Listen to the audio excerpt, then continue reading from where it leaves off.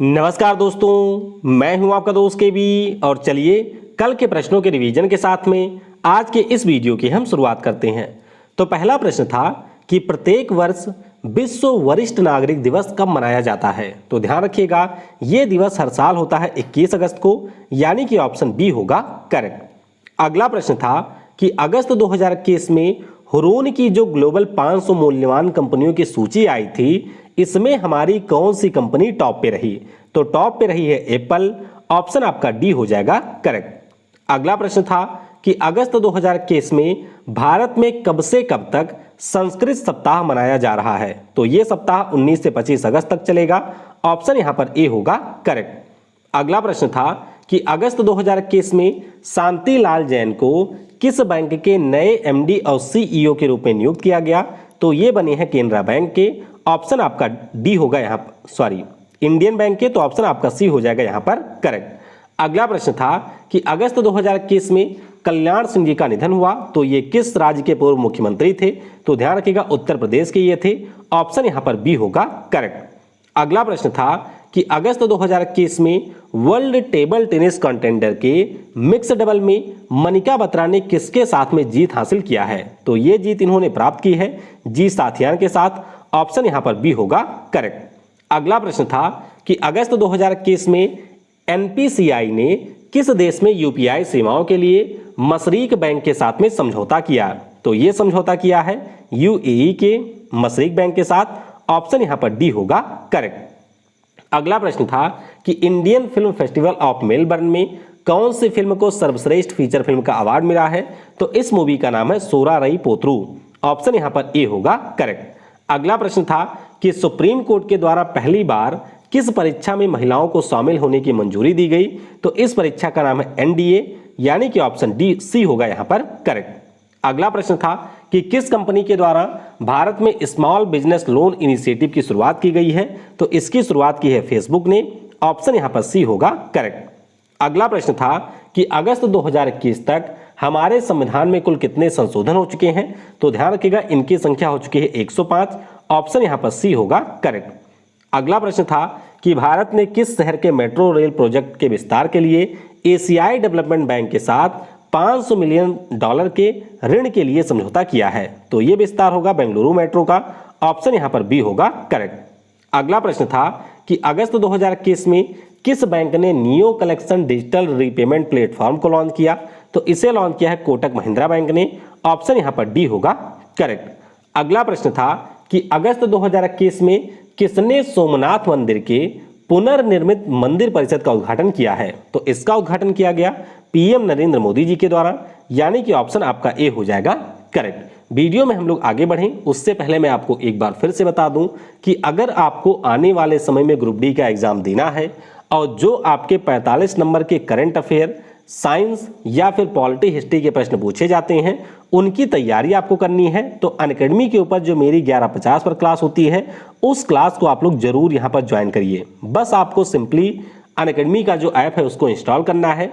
Description में आपको मेरी प्रोफाइल की लिंक मिलेगी, उस लिंक पर आप क्लिक करिए, अनअकैडमी के ऊपर मुझे फॉलो करिए। टेलीग्राम ग्रुप भी आप लोग ज्वाइन कर सकते हैं, जिससे आपको सारी क्लास मिले और सारी क्लास की पीडीएफ भी आपको मिल जाएगी। ध्यान रखिएगा ये क्लास आपकी डेली होती है 11:50 पर, और इसके बारे में जो जानकारी होती है वह आपको टेलीग्राम पर यहाँ पर दी जाती है। तो इस क्लास से जरूर जुड़िएगा और ध्यान रखिएगा आज रात में 8 बजे जो आपके एनटीपीसी सीबीटी 2 का एग्जाम हुआ था 2017 में, उसके जो पीवाईक्यू हैं उनके डिस्कशन की भी हम लोग शुरुआत करेंगे।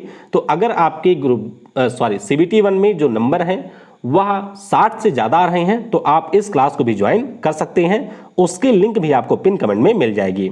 इसके अलावा अगर आपको अनअकैडमी के ऊपर किसी भी प्रकार के कोर्स को परचेज करना है, यानी कि किसी भी एग्जाम की आप एजुकेटर के माध्यम से एक सिस्टमैटिक वे में तैयारी करना चाहते हैं, तो आप यहां पर किसी भी कोर्स को खरीद सकते हैं। ध्यान रखिएगा कि मेरा कोड है यहां पर KV10, और जब आप KV10 कोड का यूज करेंगे तो आपको यहां पर 10% का डिस्काउंट मिलेगा। और अगर आप लोग 25 से 30% का डिस्काउंट चाहते हैं तो एक बार आप मुझसे व्हाट्सएप पे कांटेक्ट कर सकते हैं। तो चलिए इस वीडियो की अब हम शुरुआत करते हैं। पहला प्रश्न है कि प्रत्येक वर्ष किस राज्य में 10 दिवसीय ओणम त्योहार मनाया जाता है। तो ये जो त्यौहार है ये आपके केरल राज्य में मनाया जाता है, यानी कि ऑप्शन यहाँ पर सी हो जाएगा करेक्ट। अब देखिए ओणम त्यौहार की बात करते हैं तो आपको पहले यही याद रखना है कि 10 दिनों के लिए जो भी हमारे केरल में मलयालम समुदाय के लोग हैं उनके द्वारा इस त्यौहार को मनाया जाता है। अच्छा, अब क्या होता है इस त्यौहार में? तो देखिए केरल में ऐसी मान्यता है कि इस त्यौहार के दौरान जो आपके राजा बलि थे वे आपके केरल राज्य में आते हैं और राजा बलि के लिए जो भगवान विष्णु के द्वारा वामन अवतार लिया गया था तो उन्हीं अवतार को चिन्हित करने के लिए हर साल ये त्यौहार 10 दिनों के लिए मनाया जाता है। अब जाहिर सी बात है कि 10 दिनों का ये जो त्यौहार होता है वह आपके अलग अलग नामों से भी जाना जाता है। तो कई बार परीक्षा में नाम भी पूछ लिए जाते हैं।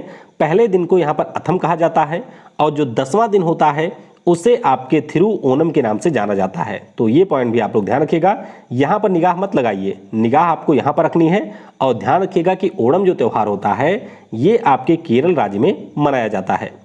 अगला प्रश्न है कि अगस्त 2021 में किस महारत्न कंपनी के द्वारा आर्टिफिशियल इंटेलिजेंस सक्षम चैटबॉट ऊर्जा को लॉन्च किया गया है? तो इसे लॉन्च किया है भारत पेट्रोलियम कॉर्पोरेशन लिमिटेड ने, यानी कि ऑप्शन यहाँ पर ए हो जाएगा करेक्ट। अब ये आप देख सकते हैं कि ऊर्जा आपकी काम क्या करेगी, तो यह एक प्रकार की वर्चुअल असिस्टेंट है। अगर आपको अपने सिलेंडर को बुक करवाना है तो आप लोग यहाँ से अपने सिलेंडर को बुक कर सकते हैं। इसके अलावा अगर आपको बीपीसीएल के जो फ्यूल स्टेशन हैं उनके बारे में पता करना है तो वह भी आप यहाँ से पता कर सकते हैं। इसके अलावा बीपीसीएल की जो अन्य प्रोडक्ट और सेवाएं हैं उन सभी के बारे में भी इससे आप जानकारी प्राप्त कर सकते हैं। ध्यान रखिएगा प्रोजेक्ट अनुभव के अंतर्गत इसको बीपीसीएल ने लॉन्च किया है और ये आपकी 13 भाषाओं में उपलब्ध है। बाकी बीपीसीएल की बात करें तो 1952 में इसकी स्थापना हुई थी। मुख्यालय आपको मिलेगा मुंबई में और अभी इसी साल इसके नए सीएमडी बने हैं जिनका नाम है अरुण कुमार सिंह। तो ध्यान रखिएगा जो आपका आर्टिफिशियल चैटबॉट असिस्टेंट है उसका नाम है ऊर्जा और इसे लॉन्च किया है बीपीसीएल ने।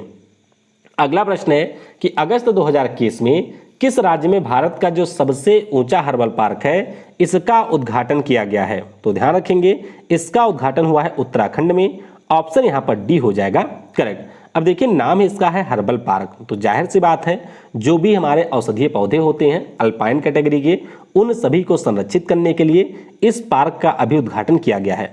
कहां पर यह बना है? तो देखिए जैसे ये आपका उत्तराखंड हो गया तो उत्तराखंड के सबसे उत्तर में चीन की सीमा के पास में एक आपको जिला मिलेगा जिसका नाम है चमोली जिला।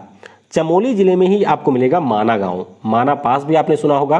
तो माना गांव में इसका उद्घाटन किया गया है और ये आपके 11,000 फीट की ऊंचाई पर स्थित है। तो ध्यान रखेंगे केंद्र सरकार की एक योजना थी जिसका नाम है compensatory afforestation fund management and planning authority. इसी योजना के अंतर्गत इस पार्क का निर्माण अभी उत्तराखंड में किया गया है और उद्देश्य यही है कि जो भी हमारे उच्च ऊंचाई के ऊपर औषधीय पौधे या जो हमारे सांस्कृतिक तौर पर महत्वपूर्ण पौधे हैं अल्पाइन प्रजातियों के उनका यहाँ पर संरक्षण किया जाए। तो ऑप्शन आपका डी होगा करेक्ट। अगला प्रश्न है कि वर्ष 2021 में जो G7 समूह के सदस्य देशों का सम्मेलन है वह आपके किस देश में आयोजित किया जाएगा? तो ध्यान रखेंगे 2022 में इसका आयोजन होगा जर्मनी में। कहां पर? जर्मनी में इसका आयोजन किया जाएगा। तो ऑप्शन आपका यहां पर बी हो जाएगा करेक्ट। अच्छा अब G7 की बात हुई है तो इसके बारे में कुछ महत्वपूर्ण चीजें आपको ध्यान रखनी है। देखिए ये जो आपका संगठन है इसकी स्थापना हुई थी 1975 में, लेकिन जब 1975 में ये बना था तो इसका नाम था यहाँ पर G6। बाद में 2 देश इसमें ऐड होते हैं, एक होता है कनाडा, दूसरे का नाम है रसिया और उसके बाद में ये जो संगठन है वह आपका बन जाता है G8। फिर मामला क्या होता है कि 2014 में जो रसिया है उसने आपके क्रीमिया के ऊपर कर लिया था अधिकार और इसी कारण से यहाँ पर इसको G8 से बाहर कर दिया गया और ये जो G8 नाम का संगठन था ये फिर से बन जाता है आपका G7। तो ध्यान रखेंगे कि G7 समूह का जो अध्यक्ष देश है वह आपके वर्ष 2022 में हो जाएगा जर्मनी। अच्छा इस साल कौन सा अध्यक्ष देश है? तो इस साल आपका अध्यक्ष देश है यूके। अभी आप सभी को पता होगा कि इस साल जो इसकी समिट है उसका आयोजन भी यूके में किया गया था। अच्छा देश कौन कौन से हैं? तो ये भी आपको ध्यान रखना है कि कनाडा इसमें आपको मिलेगा, यूएस है, यूके है, फ्रांस है, जर्मनी है, इटली है और आपका है जापान। तो ये 7 देश आपको देखने को मिलेंगे, इसीलिए इसको यूरोपियन यूनियन इसीलिए इसको G7 समूह के नाम से जाना जाता है। 1975 में इसकी स्थापना हुई थी। ऑप्शन यहाँ पर फिलहाल बी हो जाएगा करेक्ट। अगला प्रश्न है कि अगस्त 2021 में हिसार हवाई अड्डे का नाम बदलकर किसके नाम पर किया गया? तो ध्यान रखेंगे आप लोग, जो आपके हरियाणा में हिसार हवाई अड्डा है इसका नाम बदल करके अब महाराजा अग्रसेन के नाम पर किया गया है, यानी कि ऑप्शन यहां पर बी हो जाएगा करेक्ट। अच्छा, आपके लिए यहां पर एक प्रश्न है, आपको नीचे कमेंट में यह बताना है कि जो हमारे महाराजा अग्रसेन थे ये कौन थे, तो इनके बारे में आप नीचे कमेंट में बताइएगा। बाकी बात करते हैं तो हरियाणा के सीएम है मनोहर लाल खट्टर जी, उन्होंने अभी ये कहा कि अब जो आपका हिसार हवाई अड्डा है इसका नया नाम होगा महाराजा अग्रसेन हवाई अड्डा। हिसार हवाई अड्डे की बात करते हैं तो यह आपके हरियाणा का पहला हवाई अड्डा है जिसको Directorate General of Civil Aviation के द्वारा हवाई अड्डे के रूप में मान्यता दी गई थी और सरकार का लक्ष्य ये भी है कि 2024 तक हिसार हवाई अड्डे को एक अंतर्राष्ट्रीय हवाई अड्डे के रूप में डेवलप किया जाएगा। तो कमेंट में बताइएगा कि महाराजा अग्रसेन कौन हैं जिनके नाम पर इस हवाई अड्डे का नामकरण किया गया है। अगला प्रश्न है कि अगस्त 2021 में किस संस्था के द्वारा फाइबर सुरक्षा multi donor trust fund launch किया गया? तो ये जो फंड है इसे लॉन्च किया है अभी विश्व बैंक ने, ऑप्शन यहाँ पर सी हो जाएगा करेक्ट। अब देखिए ये फंड आपका है क्या, तो अगर हम लोग विश्व बैंक की बात करते हैं तो जाहिर सी बात है जो भी हमारा अंतर्राष्ट्रीय संगठन होता है उसके आपके कुछ सदस्य देश होते हैं, तो विश्व बैंक के द्वारा 4 देशों के साथ में मिलकर के अभी डिजिटल डेवलपमेंट पार्टनरशिप के अंतर्गत इस फंड को यहाँ पर स्थापित किया गया है। अच्छा, कौन कौन से देशों ने मदद की है? तो आपका पहला देश है जापान, दूसरा है जर्मनी, तीसरा है नीदरलैंड और चौथा देश है एस्टोनिया। यानी कि विश्व बैंक के द्वारा इन 4 देशों की मदद से यहाँ पर जो फंड है इसको स्थापित किया गया है। काम क्या होगा? तो देखिए इस फंड की सहायता से जो भी आपके विश्व बैंक के सदस्य देश हैं वहाँ पर साइबर और डिजिटल सुरक्षा को सुनिश्चित किया जाएगा। इसके अलावा ज्ञान के विकास की भी बात की जाएगी, इंफ्रास्ट्रक्चर और जो आपका टेक्नोलॉजी का सेक्टर है उन पार्टिकुलर सेक्टर में भी इस फंड की सहायता से निवेश किया जाएगा। तो इसी के लिए विश्व बैंक ने इसको स्थापित किया है। विश्व बैंक की बात करें तो जुलाई 1944 में इसकी स्थापना हुई थी। मुख्यालय आपको वाशिंगटन डीसी में मिलेगा और वर्तमान में इसके अध्यक्ष हैं, नाम उनका है डेविड मैल्पस। अगला प्रश्न है कि टोक्यो पैरालंपिक में भारत के आधिकारिक भागीदार के रूप में किसे चुना गया है? तो इस देश का नाम इसका नाम है थम्सअप। क्या नाम है? थम्सअप इस कंपनी का नाम है, तो ऑप्शन आपका डी हो जाएगा करेक्ट। आप सभी को पता होगा कि इस साल का जो पैरालंपिक है ये 24 अगस्त से 5 सितंबर तक जापान की राजधानी टोक्यो में आयोजित किया जाएगा। तो कोका कोला का जो एक पेय पदार्थ होता है जिसे आप लोग थम्सअप के रूप में जानते हैं, इसने अभी भारतीय पैरालंपिक कमेटी के साथ में समझौता किया है और उसके अंतर्गत ये हमारे जो खिलाड़ी जाएंगे उनका बन गया है ऑफिशियल पार्टनर। तो ध्यान रखेंगे ऑप्शन यहाँ पर थम्सअप हो जाएगा करेक्ट। अच्छा, एक पॉइंट आपको और भी ध्यान रखना है जो कि परीक्षाओं में अक्सर पूछ लिया जाता है कि पहली बार जो हमारा पैरालंपिक खेल है इसकी शुरुआत कब हुई थी? तो 1960 में जो आपके इटली के रोम में हुआ था समर ओलंपिक, उस दौरान पहली बार पैरालंपिक खेलों का आयोजन किया गया था। तो ध्यान रखेंगे ऑप्शन यहाँ पर डी थम्सअप हो जाएगा करेक्ट। अगला प्रश्न है कि विश्व एथलेटिक्स अंडर 20 चैंपियनशिप में शैली सिंह ने अभी कौन सा पदक जीता है? तो शैली सिंह ने हमारे देश को इस टूर्नामेंट में तीसरा पदक दिला दिया है और ये पदक आपका है रजत पदक। ऑप्शन यहाँ पर बी हो जाएगा करेक्ट। दरअसल शैली सिंह की अगर हम बात करते हैं तो ये आपके लॉन्ग जंप की एक खिलाड़ी हैं। तो अभी जो लॉन्ग जंप का इवेंट हुआ आपके इस टूर्नामेंट के दौरान, उसमें इन्होंने 6.59 मीटर के जंप को कवर किया और जिस कारण से इनको यहाँ पर रजत पदक मिला है। आयोजन कहाँ पर हो रहा है? तो इस अंडर 20 चैंपियनशिप का आयोजन केन्या की राजधानी नैरोबी में हो रहा है। पहला पदक हमारे देश को 4x400 मीटर के रेस में मिला था जिसमें हमने कांस्य पदक जीता था। उसके बाद में अमित ने 10 किलोमीटर के रेस वॉक में हमारे देश को रजत पदक दिलाया और अब यहाँ पर हमारे देश को तीसरा पदक दिला दिया है लॉन्ग जंप की खिलाड़ी शैली सिंह ने। तो ध्यान रखेंगे ऑप्शन यहाँ पर बी हो जाएगा करेक्ट। अगला प्रश्न है कि अगस्त 2021 में मलेशिया देश के नए प्रधानमंत्री के रूप में किसे नियुक्त किया गया? तो यहाँ पर नियुक्ति हुई है इस्माइल साबरी याकूब की। ऑप्शन यहाँ पर बी हो जाएगा करेक्ट। अभी मैंने आपको 2 से 3 दिन पहले ही बताया था कि यहाँ के जो अभी तक प्रधानमंत्री थे उनका नाम था मुहीउद्दीन यासीन। तो इनके खिलाफ आपके मलेशिया की जो संसद है वहाँ पर एक अविश्वास प्रस्ताव आया था। अविश्वास प्रस्ताव जब भी आता है तो वहाँ पर जो भी आपकी सरकार होती है उसे सदन में बहुमत को सिद्ध करना होता है। अगर वह बहुमत नहीं सिद्ध कर पाता है तो उस स्थिति में जो पीएम वगैरह होते हैं उनको यहाँ पर इस्तीफा देना पड़ता है। तो इन्होंने इस्तीफा दे दिया था और उसके बाद में अब नए पीएम बन गए हैं। नाम इनका है इस्माइल साबरी याकूब। तो बी हो जाएगा आपका करेक्ट। ये आप देख सकते हैं इस्माइल साहब को इस्माइल कर भी रहे हैं पीएम बनने के बाद में। और मलेशिया के आपके राजा हैं जिनका नाम है सुल्तान अहमद शाह, उनके द्वारा इनकी नियुक्ति हुई है। बाकी मलेशिया की बात करें तो आप सभी को पता होगा कि जो हमारा दक्षिण पूर्वी एशिया है उसका यह एक देश है। राजधानी इसकी आपको कुआलालंपुर में मिलेगी और मुद्रा यहाँ की है रिंगिट। अगला प्रश्न है कि अगस्त 2021 में ओवेम नाम्बियार जी का निधन हुआ है, तो ये हमारे किस खेल के प्रसिद्ध कोच रहे थे? तो ध्यान रखिएगा ये आपके एथलेटिक्स के कोच थे जिनका अभी निधन हो गया है। तो ऑप्शन हमारा सी हो जाएगा करेक्ट। अब यहाँ पर आप देख सकते हैं ये नाम्बियार साहब हैं और इनके साथ में इस खिलाड़ी जिसे आप देख रहे हैं ये हमारी हैं golden girl PT Usha. PT Usha के बारे में आप सभी को पता होगा कि हमारे देश की स्टार धाविका ये रही थी। 1984 का जो ओलंपिक हुआ था उसमें ये पदक से मात्र कुछ सेकंड से चूक गई थी, चौथे स्थान पर रही थी। तो पीटी उषा को पीटी उषा बनाने में जो सबसे अहम योगदान है वो आपके ओएम नाम्बियार साहब का ही है। तो काफ़ी महत्वपूर्ण प्रश्न है, ध्यान रखिएगा ये हमारे एथलेटिक्स के कोच थे। ऑप्शन यहाँ पर सी होगा करेक्ट। अगला प्रश्न है कि अगस्त 2021 में वित्त मंत्रालय ने किसके सहयोग से उभरते सितारे फंड को लॉन्च किया? तो इसे लॉन्च किया गया है सिडबी और एग्जिम बैंक के सहयोग से। ऑप्शन यहाँ पर आपका डी हो जाएगा करेक्ट। अब देखिए ये फंड का मतलब है क्या?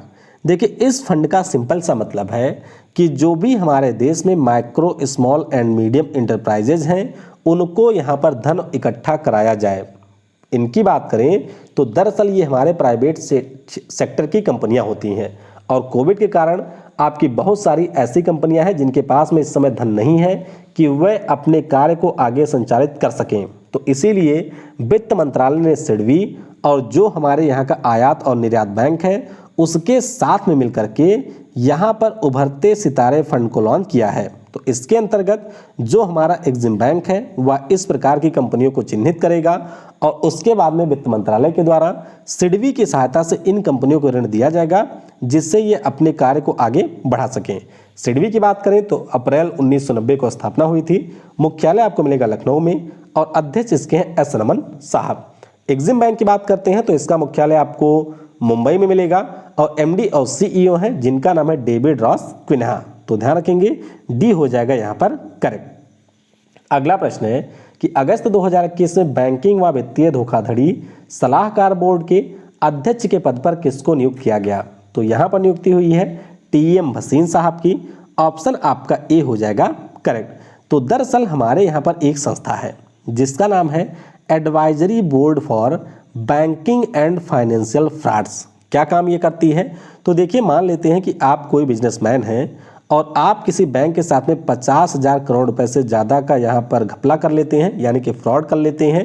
तो उस स्थिति में जो आपके खिलाफ जांच होगी या फिर जो कार्रवाई की जाएगी वह इसी बोर्ड के द्वारा की जाती है। तो इससे पहले भी टीएम भसीन साहब इसके अध्यक्ष रहे थे। अब एक बार फिर से इनको यहाँ पर इसका अध्यक्ष बना दिया गया है। तो ध्यान रखिएगा 2 वर्षों के लिए इनकी नियुक्ति की गई है सीवीसी के द्वारा। ऑप्शन यहाँ पर आपका ए हो जाएगा करेक्ट।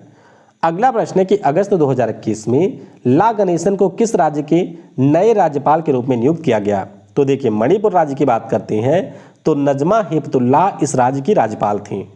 इस महीने की शुरुआत में इनका जो कार्यकाल है वो समाप्त हो गया था। उसके बाद में जो हमारे सिक्किम के राज्यपाल थे जिनका नाम था गंगा प्रसाद साहब, उनको इस राज्य के राज्यपाल का अतिरिक्त प्रभार यहाँ पर मिला था। तो अब उनको सेवा मुक्त कर दिया गया है यानी कि उनको सिक्किम का ही राज्यपाल रहने दिया गया है और जो आपके ला गणेशन हैं उनको यहाँ पर मणिपुर का नया राज्यपाल बना दिया गया। तो ऑप्शन आपका सी हो जाएगा करेक्ट। अब देखिए राज्यपाल की बात हुई है तो आपको ध्यान रखना है कि हमारे देश के जो राष्ट्रपति होते हैं उनके द्वारा अनुच्छेद 155 के अंतर्गत हमारे देश के जो राज्य होते हैं वहाँ पर राज्यपाल और यूटी में आपके प्रशासक या फिर उपराज्यपाल की नियुक्ति की जाती है। तो इन्होंने उसी आर्टिकल का यूज किया और ला गणेशन साहब को यहाँ पर राज्यपाल बना दिया है। ला गणेशन साहब की बात करते हैं तो ये आपके भारतीय जनता पार्टी के सीनियर लीडर हैं और इस समय राज्यसभा के सांसद भी हैं। तो अब ये बन जाएंगे आपके मणिपुर के राज्यपाल। स्थान इन्होंने लिया है नजमा हेपतुल्लाह का, तो ये पॉइंट भी आपको ध्यान रखना है। तो इस तरीके से आज का करंट अफेयर समाप्त होता है। अब आइए कल के प्रश्नों का उत्तर हम लोग जान लेते हैं। देखिए, पहला प्रश्न था कि हर साल ओजोन संरक्षण दिवस कब होता है, तो ये आपके 16 सितंबर को मनाया जाता है। दूसरा प्रश्न था कि राष्ट्रीय सुशासन दिवस कब होता है, तो अटल जी के जन्म दिवस पर ये आपके 25 दिसंबर को मनाया जाता है।